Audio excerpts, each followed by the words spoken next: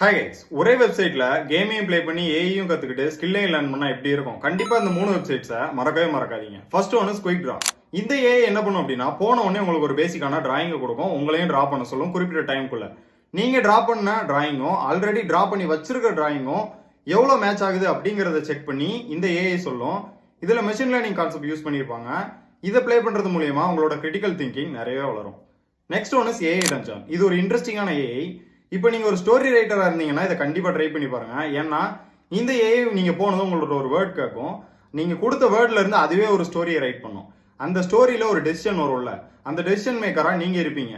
நீங்க என்ன டெசிஷனை சொல்றீங்களோ அதுல இருந்து அது ஒரு ஸ்டோரியை ரைட் பண்ணும். இது ஒரு இன்ட்ரெஸ்டிங்கான ஏஐ. கண்டிப்பா இதை ட்ரை பண்ணி பாருங்க. இது மூலியமா உங்களோட ஸ்டோரி ரைட்டிங் ஸ்கில் கூட வளர சான்சஸ் இருக்கு. நெக்ஸ்ட் ஒன்னு செமெட்ரிக்ஸ்.